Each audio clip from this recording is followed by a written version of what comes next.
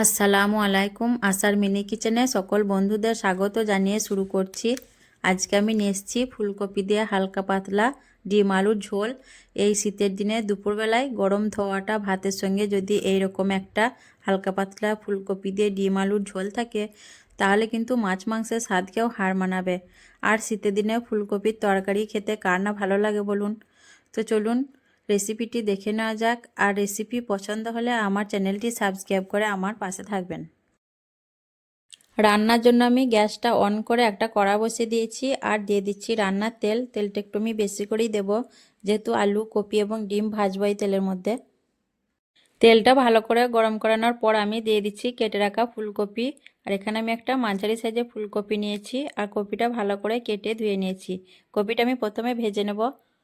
দিয়ে দিচ্ছি হাফ চামচ নুন আর হাফ চামচ হলুদ গুঁড়ো দিয়ে আমি ভালো করে নেড়েচেড়ে লো টু মিডিয়াম হিটে কপিটা লাল করে ভেজে নেব।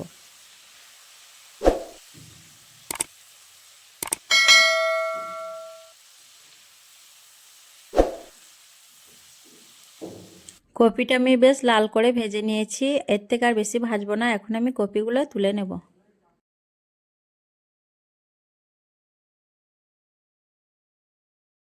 কপিটা ভেজে নেওয়ার পর আমি এই তেলের মধ্যেই ডিমগুলো লাল করে ভেজে নেব।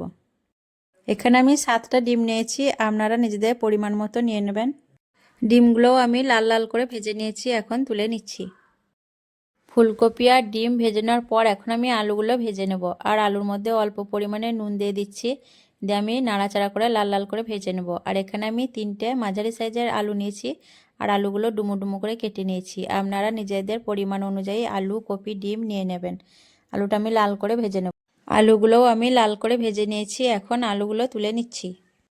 ওই গরম তেলের মধ্যেই আমি দিয়ে দিচ্ছি 2টো মাঝারি সাইজের পেঁয়াজ কুচি আর 7-8টা কাঁচা লঙ্কা চেরা।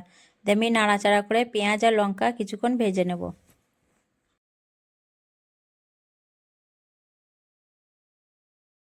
পেঁয়াজ আর লঙ্কা বেশ কিছুক্ষণ আমি ভেজে নিয়েছি আর একটু নরম হয়ে যাওয়ার পর আমি দিয়ে দিলাম একটা বড় সাইজের টমেটো কুচি আর দিয়ে দিচ্ছি 2টো তেজপাতা।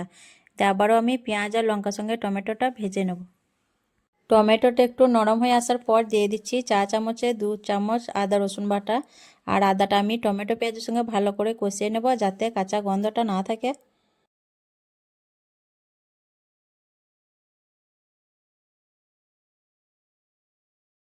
আদা রসুনটা ভালো করে কষিয়ে নেওয়ার পর আমি অল্প পানি দিয়ে দিচ্ছি, যেহেতু আমি এরপর মশলা দেবো, নাহলে কিন্তু নিচে থেকে লেগে যেতে পারে।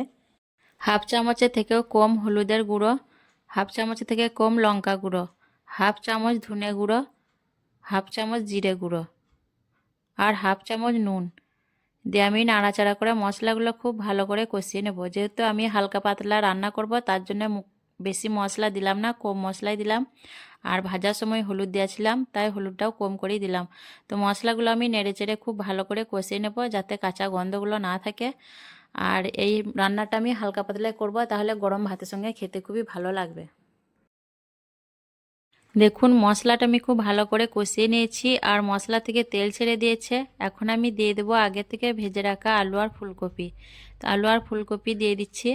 তারপর আমি দিয়ে দিচ্ছি খুব অল্প পরিমাণের পানি, যাতে মশলাটা নিচে থেকে লেগে না যায়। দিয়ে আমি খুব ভালোভাবে মশলার সঙ্গে আলু আর ফুলকপি বেশ কিছুক্ষণ ধরে কষিয়ে নেব।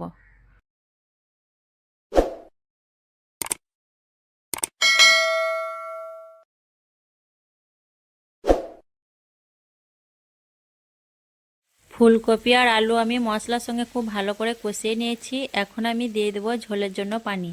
তো আমি এখানে 1 লিটারের মতো পানি দিয়ে দিচ্ছি, যে তুমি হালকা পাতলা ঝোল করব এবং ডিম দেব। ডিম দেওয়ার ফলে কিছুটা ঝোল টেনে যাবে। ঝোলের জন্য পানি দিয়ে আমি একটু বেশ ভালো করে নাড়াচাড়া করে নিচ্ছি।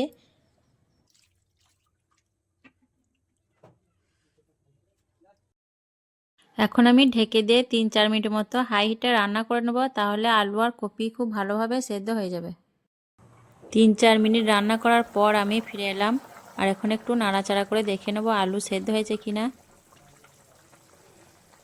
তো আলুটা ভালোভাবেই সেদ্ধ হয়ে গেছে। এখন দিয়ে দিচ্ছি ছোট চামচে অল্প পরিমাণে গরম মশলার গুঁড়ো আর ভেজে রাখা ডিম এবং ধনেপাতা কুচি দিয়ে আমি একটু নেড়ে চেড়ে ভালো করে মিশিয়ে নেব।